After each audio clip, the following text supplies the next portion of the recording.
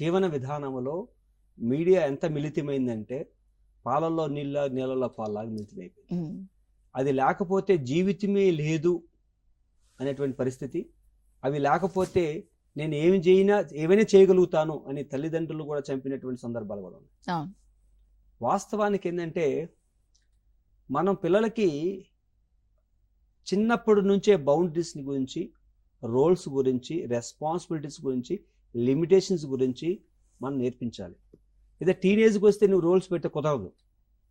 చిన్న వయసులో at the age of 2 years moral development start అవుతుంది. Right wrongs should be determined by the reward and punishment. అది Kohlberg క్లియర్గా చెప్పడం జరిగింది. నీ పిల్లల్ని 0 నుంచి పుట్టినప్పటి నుంచి 2 సంవత్సరాల వయసు వచ్చేంతలోగా whether you punish for the wrong thing, whether you appreciate for the right thing అనేది నువ్వు చేయకపోతే నీ పిల్లలు మోరల్స్ డెవలప్ చేసుకోరు. అదే కన్వెన్షన్ స్టేజ్లో ఏం చెప్తాడంటే అటానమీ, పిల్లల్ని అలో చేయి, ప్లే చేయి, కానీ బట్ సూపర్వైజ్ చేయి. అంటే పిల్లలకి అవకాశం కల్పించు to operate the things, to see the things, to explore the things, but be with the childrens. అందుకోసమే చిన్న వయసు మనకు ప్రీ ప్రైమరీ స్కూల్కి పంపించేటప్పుడు తల్లిదండ్రులు అమ్మిడితో పోయి తీసుకొచ్చి వదిలిపెట్టి మనం ఎమోషనల్ డిటాచ్ కావాలి, ఫిజికల్గా ఉండకూడదు. అక్కడ ఏం చేస్తారంటే మన డిటాచ్మెంట్ని ఒక 15 నిమిషాల తర్వాత ఎక్స్ప్లెయిన్ చేసి తర్వాత తను అటాచ్ అవుతుంటాడు కొత్త వాతావరణానికి.